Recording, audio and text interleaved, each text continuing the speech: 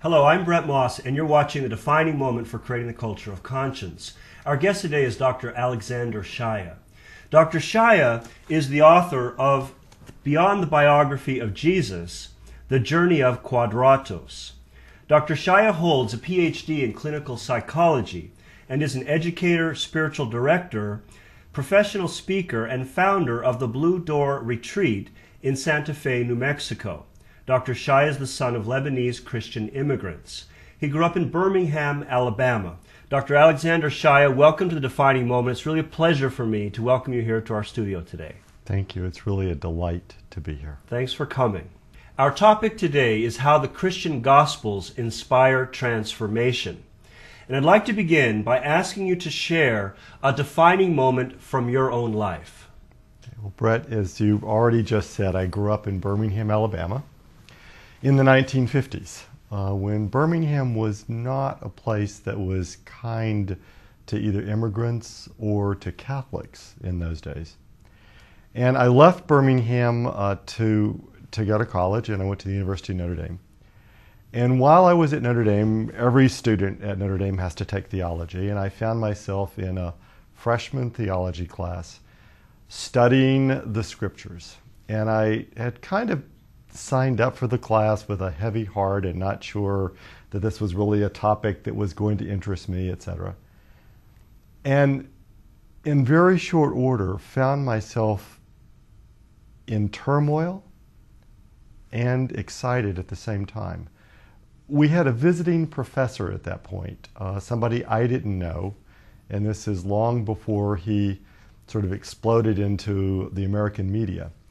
But I was listening to Joseph Campbell describe the Christian Testament in terms of his understanding of how beneath the text are great universal stories.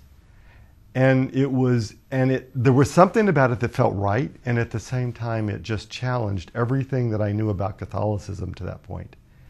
And it started me on almost a 30-year search to understand, is there something in the four texts that Christianity holds as the great Gospels, the texts of Matthew, Mark, John, and Luke, the four traditional texts, is there something in those texts that is qualitatively different than the other 23 texts of gospel fragments and stories that we know existed? How could the church have been so sure that these were the right texts? And I wandered through many years of questioning and searching and reading. I read all the Gnostic texts, the Nag Hammadi library.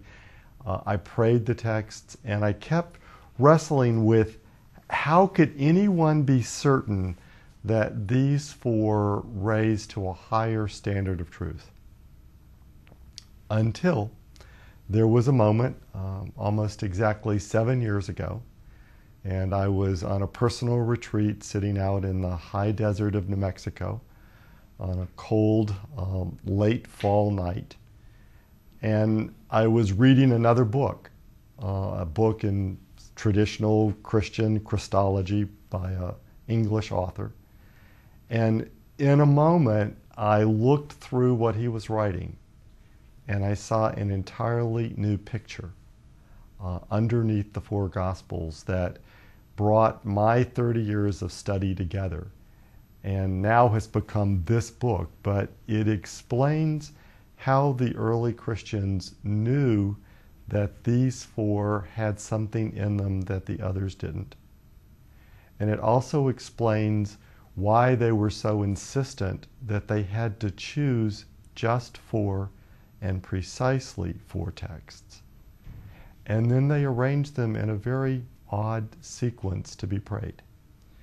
And all of that was just extraneous information until this moment, and all I can describe is this moment was like a personal epiphany. And I remember sort of reaching for a yellow pad and staying up almost the rest of the night and writing down this image of how the four Gospels are four parts of one Gospel.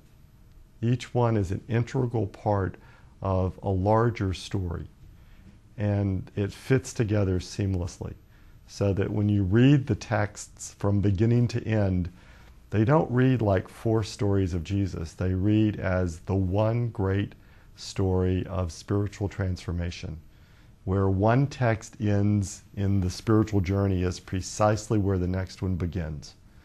And the 4 texts laid end to end just become a wheel. So that when you come to the end of the 4th gospel, you really are just bending back to the beginning of the journey again. Okay, very interesting. Thank you so much for sharing that defining moment with us. Many Christian scholars have dedicated years of study and investigation to try and understand what is called the historical Jesus. In light of your book, what are many of these scholars missing? Well, one of the things that I say, and I'd like Christians who are listening to hear this, I'd like all of us to hear this. If you were looking for the historical Jesus, then at some level you were questioning that Jesus rose. Because if Jesus is like a great Plato or like a great Aristotle or any of the other masters or wise ones, then we would treat the body of teachings by wanting to go back and know as much as possible about that person's life. But if the reality is that we're not following just a human life that lived for 33 or 35 years, but we're following something that's an eternal truth, that the deepest expression of Christianity is that this truth was there from the first moment before creation, then the text cannot be found in just a human life. And to look only for that human life is to miss the universal and the eternal story.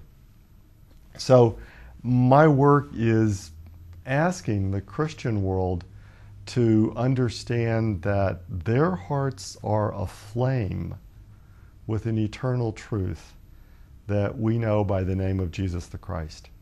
But Jesus the Christ is not a life that was only lived for 33 years. But in my frame, in my understanding, Jesus the Christ is the reason and the rhyme by how the cells in my body dance, by the way the cosmos moves, by the way that I breathe in and breathe out.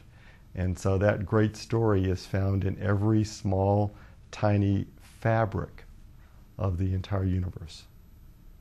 Okay, very profound. Thank you so much for sharing that.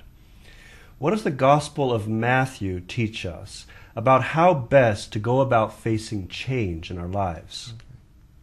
Well, this is sort of the premise of my work is that these 4 texts, different from the other texts that were written, these 4 texts were expressly not written to tell us about the life of Jesus. They were written to a community which already was alive with this great story of Jesus the Christ. And each one of these communities had a moment like we have, where they didn't know how to take the next step, or they didn't know what the great truth meant about how to live. So the community that Matthew is writing is in a moment of tremendous change. The community that Mark is writing for is in a moment of enormous suffering. The community that John is writing for is in a moment of exceeding joy and sort of abundance and the hearts bursting forth. The community that Luke is writing to is asking a question about, now that I have this epiphany in my life and this vitality, how do I take it out to others? How do I serve it? And how does it serve the building up of a better and a more just world? So each of these 4 Gospels are not written to tell me about the historical life of Jesus alone. They're written to tell me about the spiritual practice of how to follow an eternal verity. And the 4 great questions that early Christianity knew and were looking to answer are, how do you face change? How do you move through suffering? How do you discover joy and what's the meaning of joy? and how do you mature in service? And they knew the pattern of these questions, and they put the pattern of these questions in everything that they did, from how they prepared a person for baptism, to the sequencing in the order of Sunday worship, to the choice of 4 gospel texts. And this, one of the things that all of our scholars have missed is the first thing that early Christians said is we have to have 4 texts. Now, if we were collecting together the true stories of Jesus, the number 4 would be irrelevant. In fact, if we have 23 stories of Jesus, we should have 23 Gospels. Why 4? Why 4? Because they wanted to give Christianity the spiritual practice of transformation. And each of these Gospel texts is one of the 4 great practices. And when gathered together in the way that the early church did it, they gave it to us in the sequence.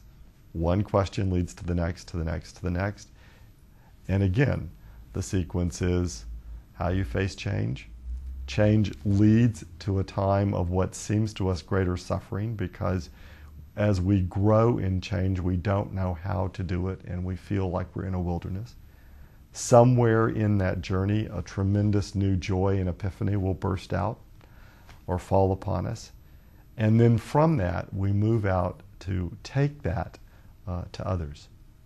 So when we come back now to the Gospel of Matthew in this question of change, Matthew's community had just experienced the annihilation of the Jewish temple and the massacre of all the Jewish priests. You say, well, that's Jewish. At this point in history, Christians are Jews. We're devout Jews who believe that Jesus is the Messiah, the Christ. So this moment of the destruction of the temple and the ending of the Jewish priesthood was horrendous. And Jew and Christian alike are saying these are the end times.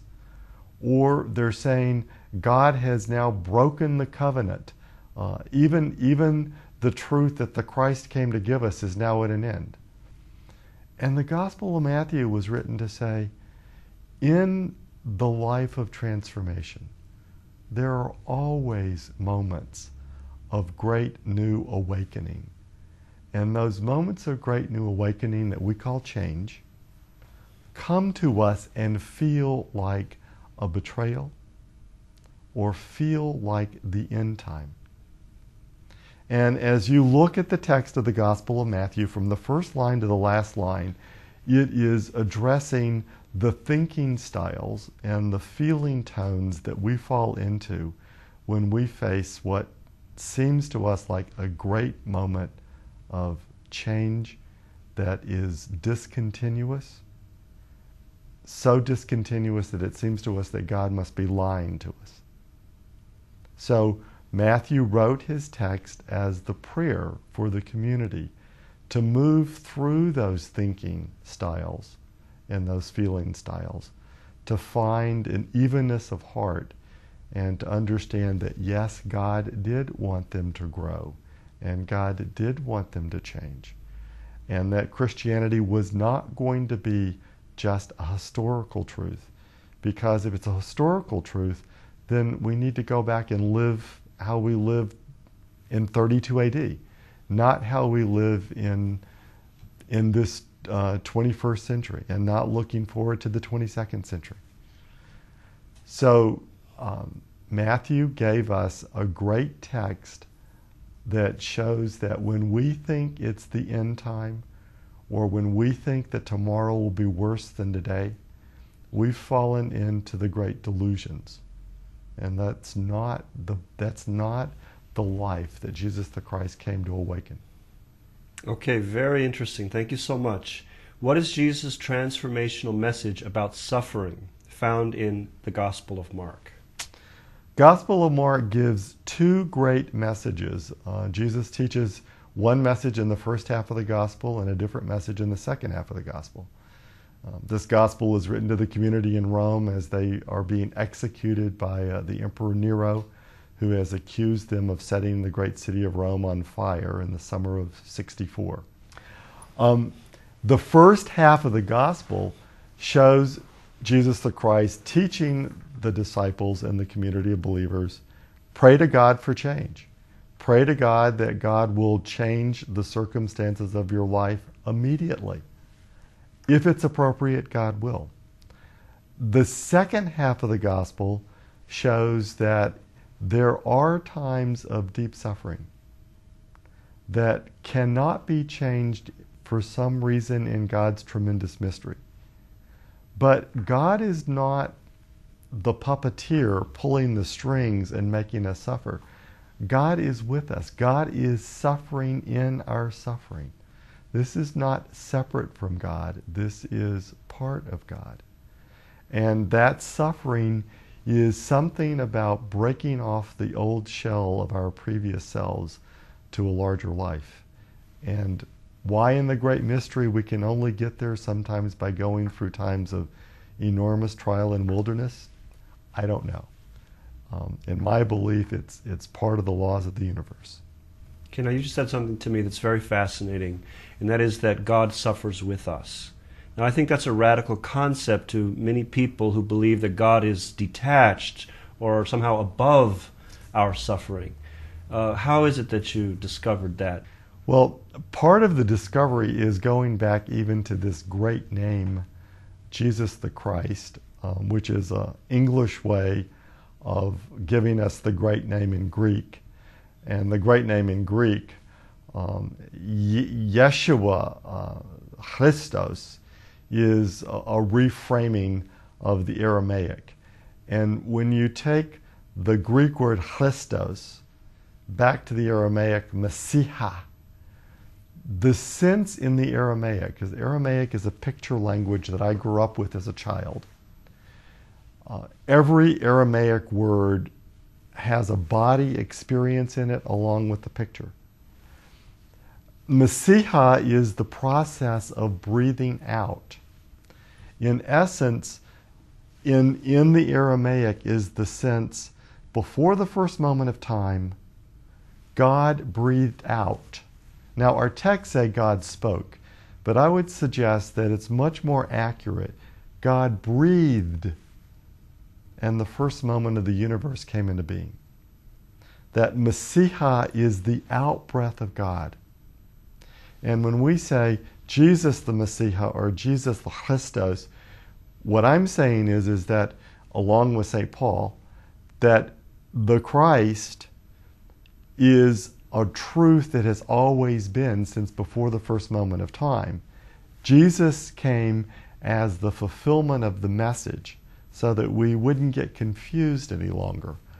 The message is that the universe is an expression of the Christ. The universe is God's breath. That story of how God breathes out and God breathes in is planted in every cell of our body, is planted in our bodies, is planted in our breath, is planted in the wheel of the four seasons, is planted in the dance of the cosmos. And there is no such thing as a year without winter. There is no such thing in nature and the universe without storms and volcanoes and forest fires and all of those things that we think of as suffering are not separate from God, but they are a visible expression of God. So when I say God suffers, when I look at the universe, I am looking at a visible manifestation of God's self. Now, God, I think, for myself, is separate from the universe. I'm not saying God is, but I'm saying that the universe and the laws of the universe are our visible manifestation of God's self. Okay, thank you. As we look to the Gospel of John, as you mentioned earlier, there's a transformational message about joy there, how we should receive joy and understand it. Tell us more about that. Well, John's Gospel written for the community of Ephesus, and Ephesus is the Christian community that would look most like the Christian world today in that it's enormously diverse, both ethnic tradition, poor, wealthy, slave-free, uneducated, educated, etc. All of those people had traditionally been taught up to that point in the first century to hate each other or not see each other or even to think of somebody from North Africa is looking at somebody from Greece. The person from Greece is an alien, or the person from Greece looking at somebody that they're from the moon or Mars or Venus. They don't even see each other as fellow human beings. Let alone brothers in Christ. Let alone brothers in Christ. And so the community of Ephesus, John's gospel has to go back and bring forward a new story of Genesis. And that's why it starts out with this, in the beginning was the Word, the Logos. Except what I want to suggest is go beneath the word Logos to Christos. And even when you say Christos, the out-breath, go and take Christos back to Messiah. In the beginning was God's breath. Now when we say in the beginning was God's breath, we've got a basis for coming to an understanding of God that says diversity is good, that all people are good, that every part of the planet is good. But we've got to move beyond our tribal small names from God, back to the understructure, back to the breath that's living and breathing underneath that. And that's precisely what John's gospel does. Story by story by story, as you move through that text, it is moving that community away. It's moving them through their tribal understandings of God back to the one breath. That text is saying, I don't care if your God is Dionysus, Isis, etc., etc., etc. All of those are aspects of God, but there's something deeper underneath that aspect of God that's animating all of those aspects. Literally, the Gospel of John is come home to a universe of oneness. And when you find that place of unity, and we might say union, and we might say communion, what happens in the human heart is it just bursts with joy, because all the divisions that we found ourselves in now begin to be healed. We begin to understand that all is one and God is one. But the powerful piece about the Gospel of John is that experience of union can precisely become a new experience of hatred and animosity. And so John gives us the great meditations to make sure that our small egos don't confuse the tremendous experience of God's oneness with the smallness of our heart, because as humans we tend to confuse the way that I received the expression of oneness with the oneness. And once I make that confusion, then I'm going to think that my way of experiencing the oneness is the one and only way to experience the oneness. Yeah. Okay, very fascinating. Thank you. And the essence of the message about service in the Gospel of Luke, tell us about that. Gospel of Luke, written late in the first century at a moment that Judaism and Christianity now are beginning a very, very painful divorce. And once Christianity now is separating out from Judaism, the Roman emperor looks out and he goes, oh my God, we've got a new, literally, oh my God, we've got a new faith on our hands. And the emperor knew that the empire could not exist if this new religion took hold, not because of the name of the God alone. The emperor really could have cared less about the name Yahweh or Jesus or the name of any God. The emperor was about a particular type of power. That power was keeping the Roman Empire stratified. The Roman Empire had no value for saying that poor people and rich people are brothers and sisters, had no value for saying that slaves should be respected, had no value for having the people from Gaul like the people from North Africa, or the people from North Africa like the people in Persia. Rome kept its sense of power by keeping its people divided and squabbling. A new religion, which at that moment of the first century was the only religion that was giving a message that we are all brothers and sisters.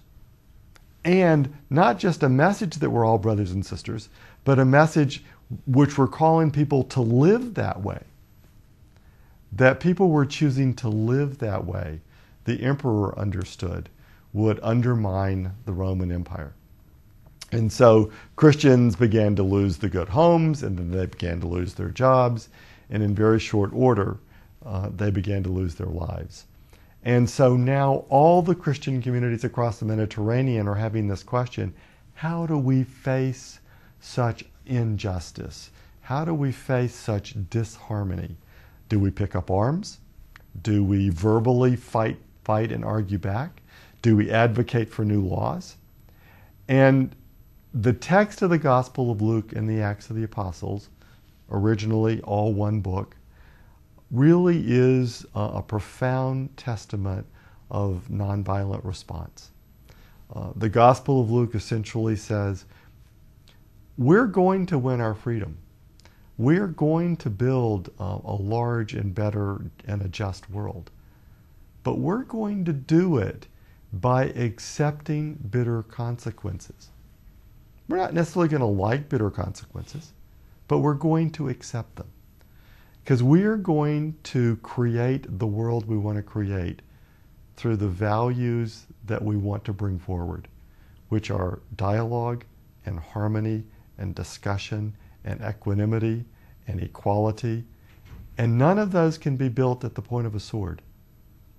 They must be built by our meeting fierce oppression with the power of the Spirit. So those early Christians lost their homes and lost their jobs and lost their lives, but we're not bitter and we're not resentful, because they knew that the only way to transform what was that century's poison was to drink it and make it deeper love. Wow. Okay. I want to give you a chance to share with our viewers, how can they purchase your book?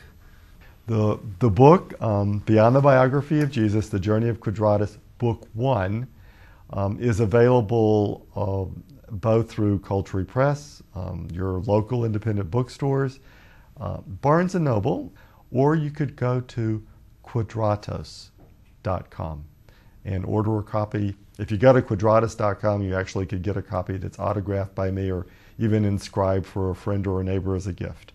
Okay, great. Dr. Alexander Shaia, thank you so much for being our guest today. It's really been a pleasure for me to have you here today. Thank you, Bret.